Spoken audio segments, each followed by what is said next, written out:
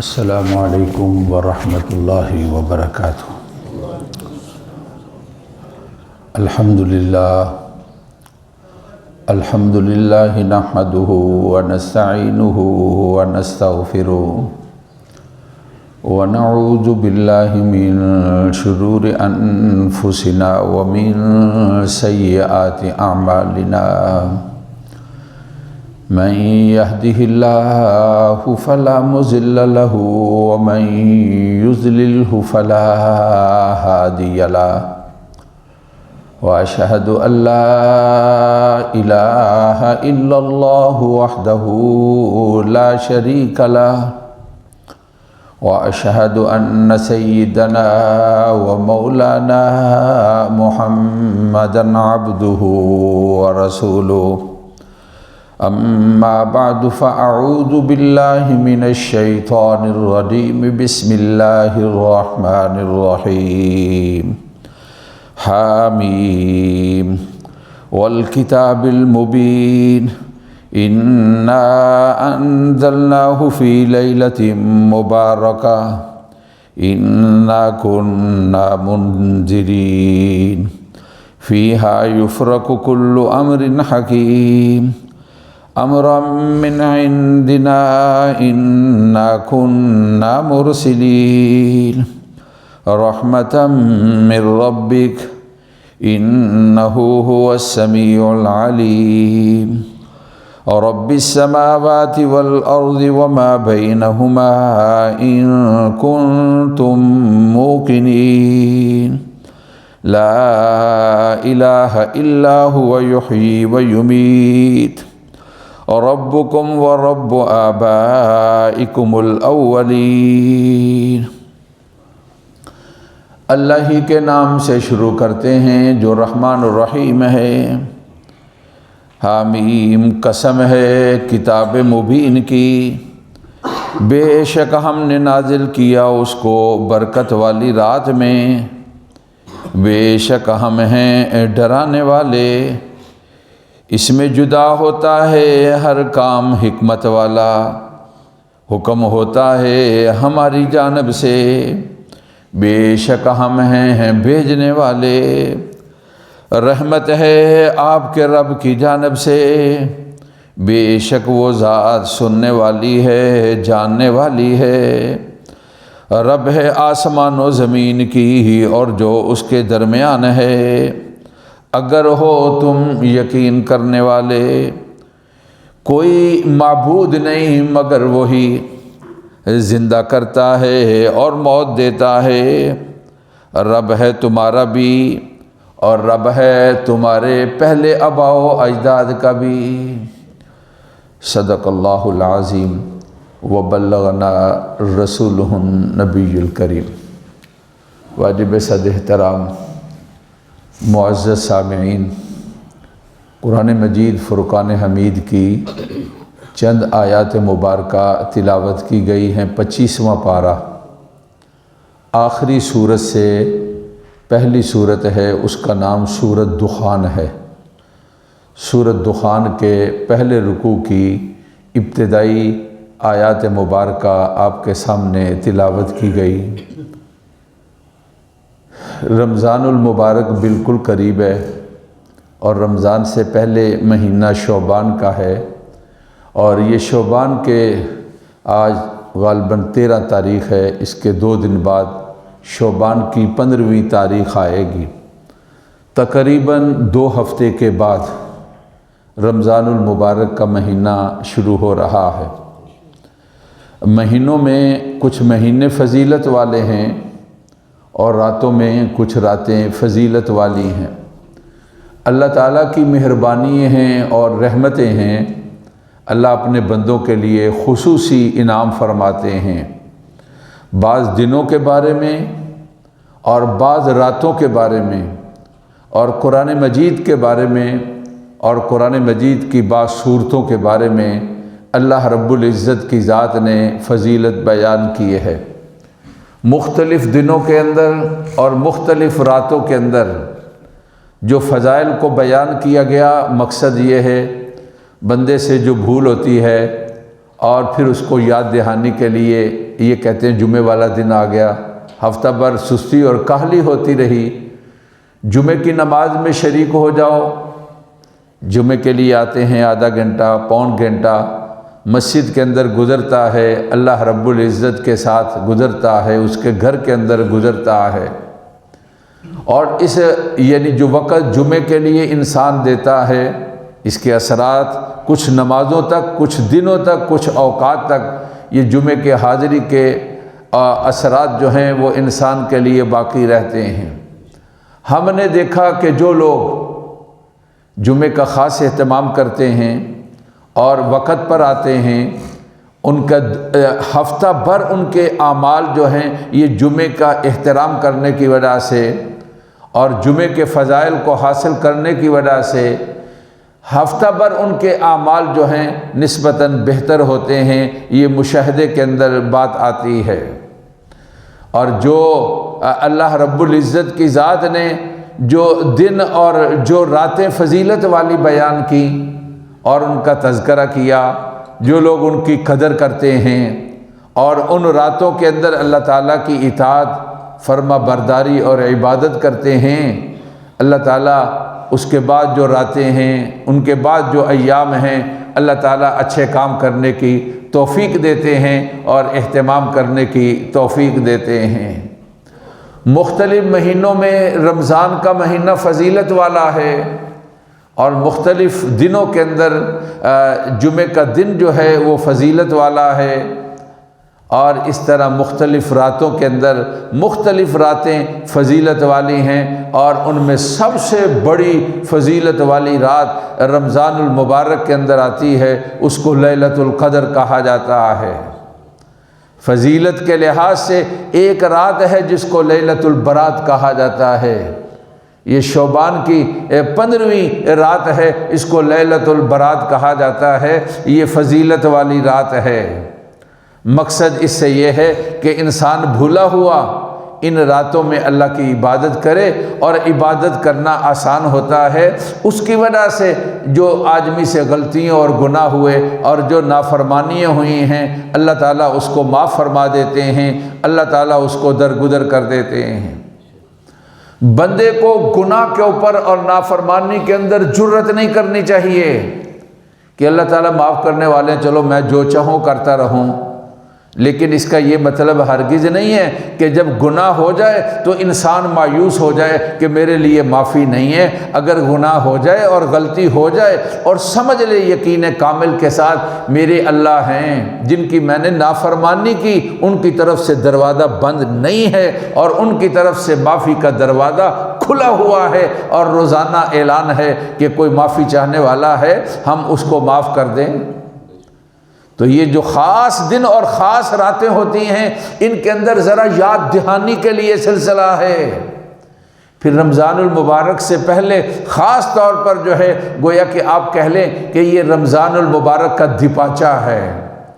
جب کوئی چیز اہم ہوتی ہے پہلے اس کا کوئی دپاچہ اور کچھ ابتدائیہ ہوتا ہے، تو یہ شعبان کا مہینہ رمضان کا دپاچہ ہے اور یہ ابتدائیہ ہے، اور اس کی پھر یہ خاص رات جو ہے یہ 15ویں رات، یہ خاص فضیلت والی رات، یہ رمضان المبارک کی یاد کو یاد کراتی ہے۔ کیا انسان اس رات کو تو عبادت کر رہا ہے، اب سوچ لے کہ اس کے 15 دن بعد راتیں شروع ہوں گی جو ہر رات شب برات ہوگی، اور ہر رات جو ہے وہ فضیلت والی ہوگی، اور ہر رات جو ہے اس کا درجہ اور رتبہ اور مقام ہوگا۔ تم نے اپنے آپ کو اس کے لیے تیار کر لینا ہے۔ رمضان المبارک سے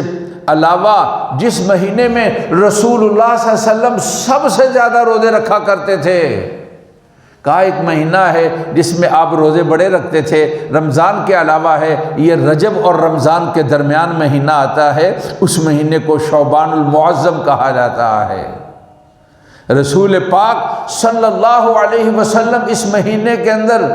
غیر رمضان میں کسی مہینے کے اندر اتنی کثرت کے ساتھ رسول اللہ صلی اللہ علیہ وسلم نے روزے نہیں رکھے جتنے کہ شعبان کے مہینے کے اندر پاک پیغمبر صلی اللہ علیہ وسلم روزہ رکھا کرتے تھے۔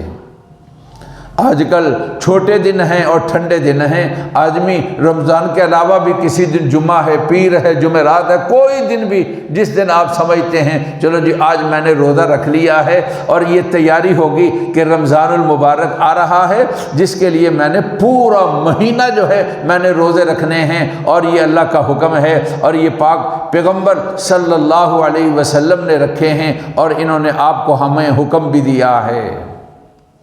اور اسی طرح اس لحاظ سے اگر کوئی شعبان کی 15ویں تاریخ کو روزہ رکھنا چاہتا ہے، خاص لحاظ سے تو روزہ نہیں لیکن شعبان کے روزے چونکہ کثرت کے ساتھ ہیں، ان میں 15ویں تاریخ بھی آتی ہے، تو انشاءاللہ تعالی اس کی فضیلت ہوگی اور اس کا درجہ اور رتبہ اور مقام ملے گا۔ لیکن جس طرح خاص طور پر روزہ کہ فلاں دن رکھو اور خاص طور پر جو آپ کا حکم ہو شعبان کے مہینے کے اندر، اس طرح دو ٹوک طریقے کے ساتھ مضبوط اور صحیح کسی روایت کے اندر اس طرح مضبوط جو ہے وہ حکم نہیں ملتا ہے۔ بہرحال میں عرض یہ کر رہا ہوں جو راتیں فضیلت والی ہیں ان راتوں کے اندر شعبان کی 15ویں رات جو ہے یہ بھی فضیلت والی رات ہے۔ قرآن مجید کے اندر یہ سورۃ دخان کے اندر اللہ رب العزت کی ذات نے اس کی فضیلت کا تذکرہ کیا ہے۔ سورۃ دخان 25ویں پارے کی آخر سے پہلی یہ سورۃ مبارکہ ہے، آخری سورت سے پہلی یہ سورۃ مبارکہ ہے۔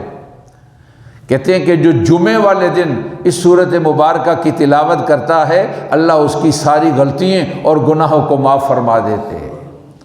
قرآن کی وہ صورتیں اور قرآن کی وہ آیات جن کو مختلف مواقع کے اندر پڑھا جاتا ہے،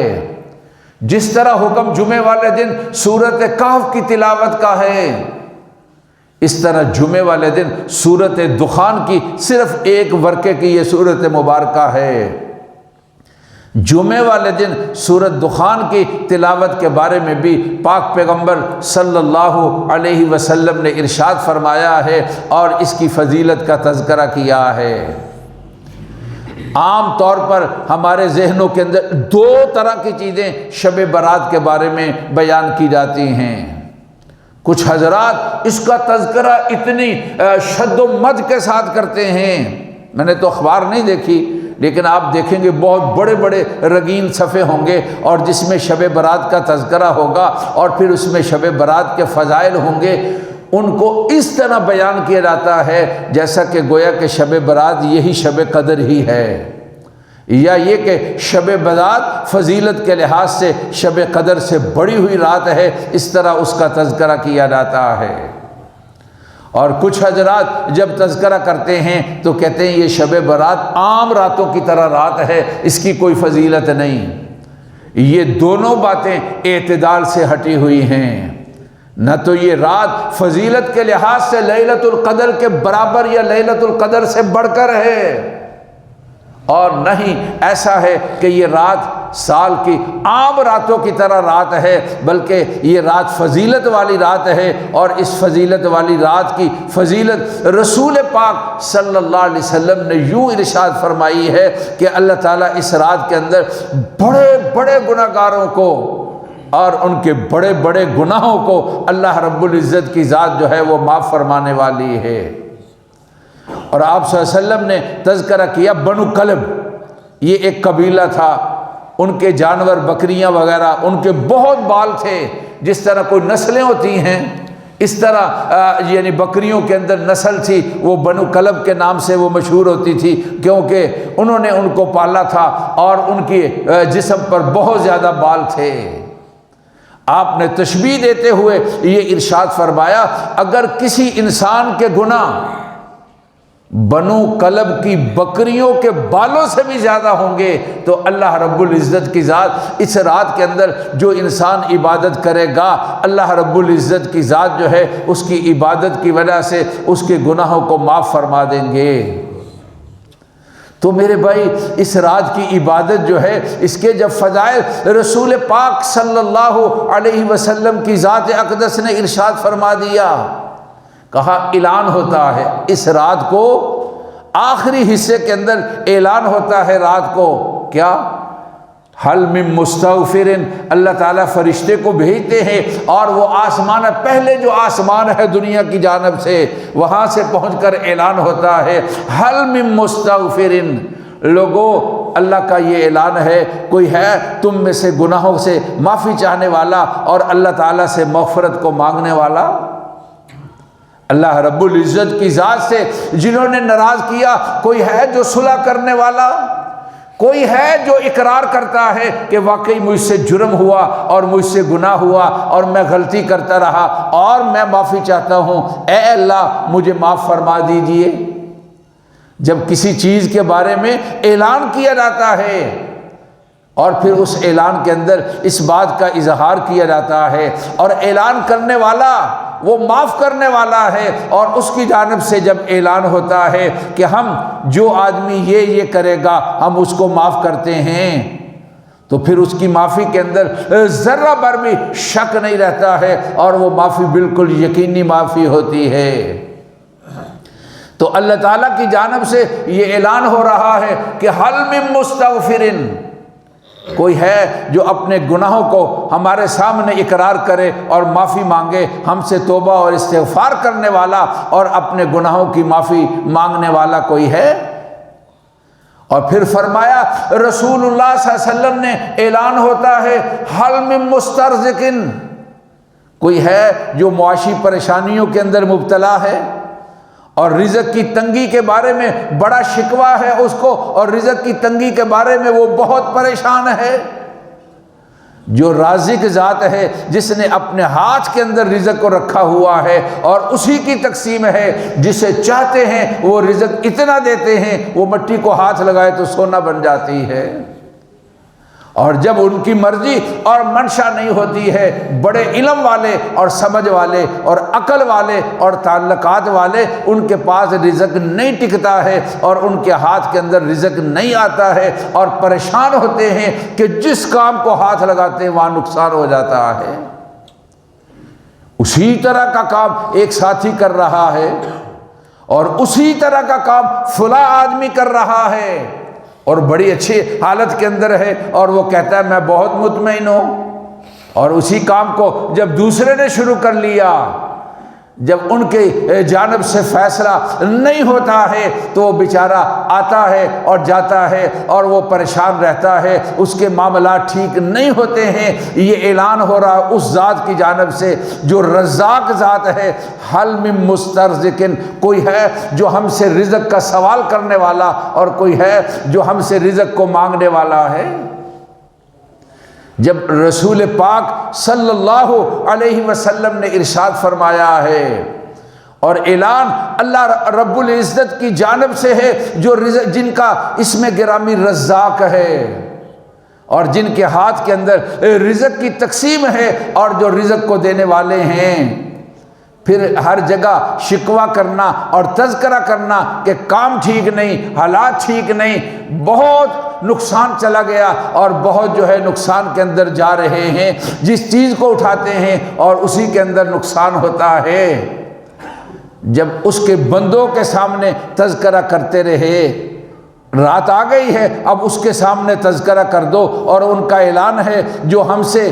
جو سوال کرے گا ہم دیکھیں گے اس کے اندر حکمت کیا ہے اور ہم اس کے سوال کو پورا کر دیں گے۔ معافی کا کوئی طالب ہے تو ان کی جانب سے اعلان معافی ہے،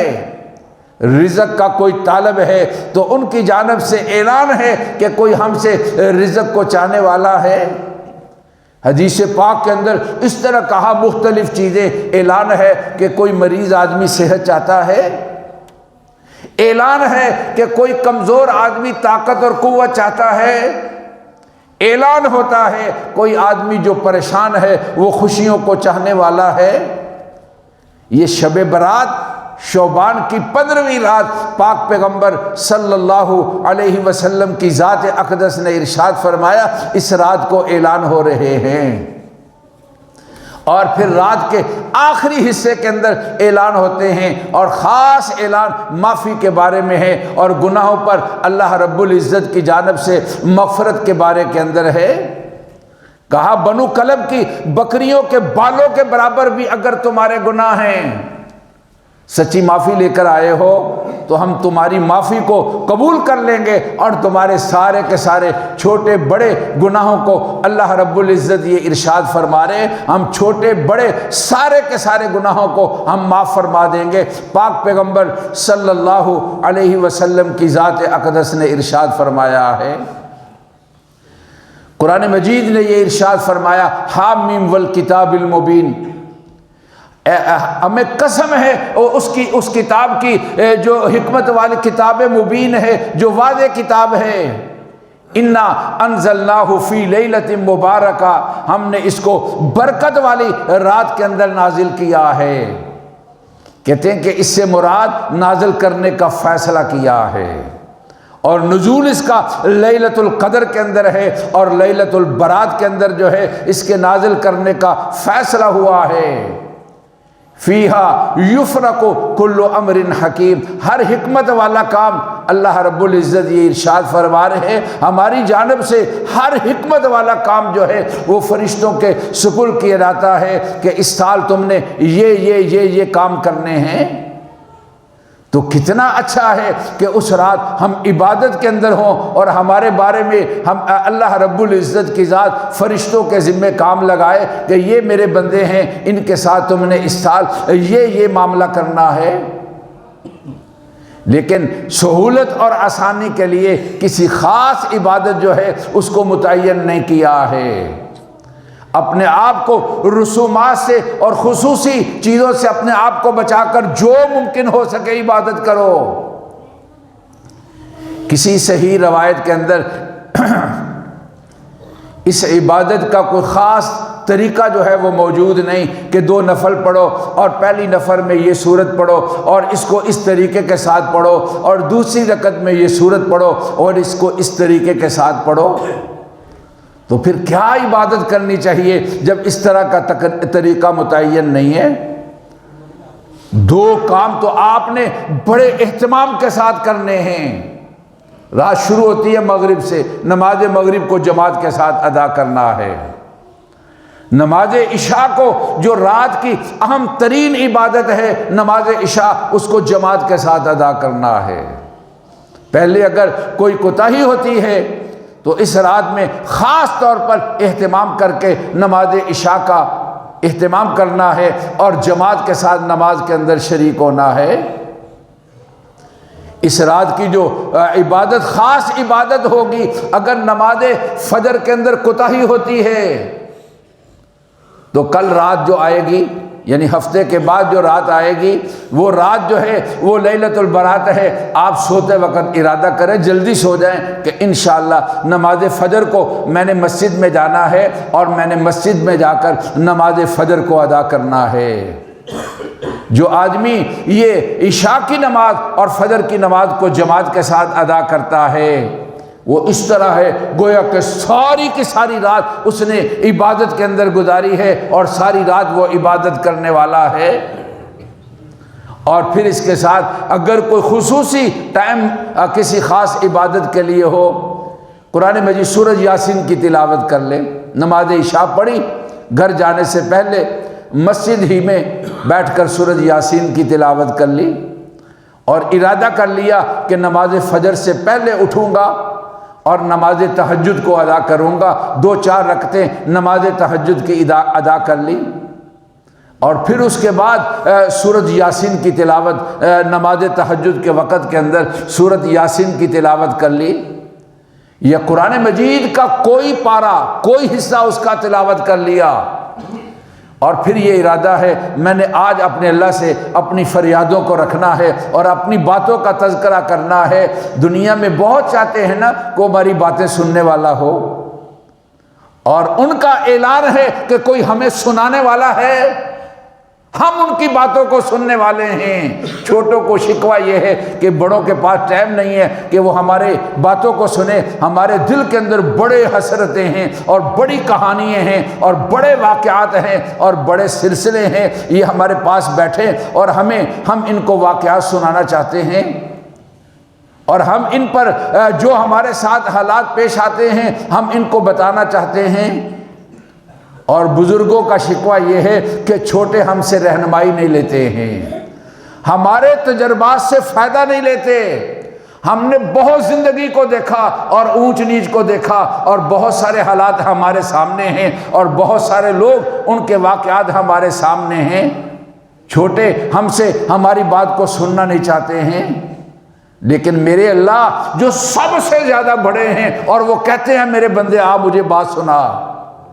قرآن کے اندر ہے، اللہ تعالیٰ کا فرمان ہے، آپ میرے بندوں سے کہہ دیجئے کہ اے میرے بندو مجھ سے آؤ اور اپنی فریاد کو رکھو، اور میں تمہاری فریاد کو سننے والا، اور تمہاری مشکلوں کو حل کرنے والا، اور تمہاری دعاؤں کو قبول کرنے والا ہوں۔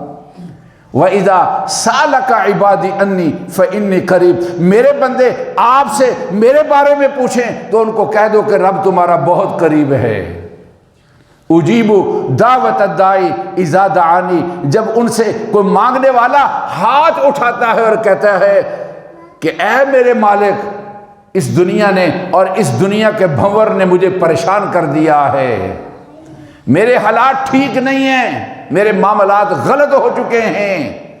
لیکن مجھے بھروسہ ہے آپ کی ذات پر، آپ ان پریشان کن حالات کے اندر سے مجھے نکالیں گے، اور میرے ملک کو نکالیں گے، اور ہم سب کو نکالیں گے۔ اور اس یقین کامل کے ساتھ اپنے اللہ کے حضور اپنی فریادوں کو رکھتا ہے۔ تو پھر کہا کہ قرآن مجید نے آپ ان میرے بندوں سے کہہ دو اجیب دعوت الداعی اذا دعانی، جب سوال کرنے والے ہمارے سامنے سوال رکھتے ہیں تو ہم ان کے سوال کو سننے والے ہیں۔ تو شعبان کی جو 15ویں رات ہے، میں نے کہا دو باتیں، کچھ لوگ کہتے ہیں یہ رات کوئی رات نہیں ہے، اور کچھ لوگ اس کی فضیلت کا تذکرہ اس طرح کہ لیلۃ القدر سے بھی اس کو بڑھا دیا جاتا ہے۔ خیر الامور اوسطها، درمیانی بات وہ سب سے بہتر ہے کہ اس کی فضیلت ہے، لیکن یہ لیلۃ القدر نہیں ہے، اور عام راتوں سے یہ مختلف ہے، اور اس کی کوئی خصوصی عبادت نہیں کہ فلاں عبادت اس رات کے اندر خاص طور پر کرنی ہے، جس طرح کہ رمضان کی راتوں کے اندر تراویح ہیں، اس رات کے اندر کوئی خاص عبادت نہیں ہے۔ اللہ تعالیٰ اس کے فضائل ہمیں نصیب فرمائے، اور یہ شعبان کا مہینہ ہمارے لیے مبارک بنائے، اور اللہ ہمیں رمضان دے دے۔ شعبان آتا تھا تو رسول اللہ صلی اللہ علیہ وسلم رمضان کو مانگنا شروع کر دیتے تھے کہ اے اللہ بلغنا رمضان، ہمیں رمضان نصیب فرما دینا، روزے بھی اور قرآن بھی۔ ربنا تقبل منا انک انت السمیع العلیم، سنتے ادا فرما لیجیے۔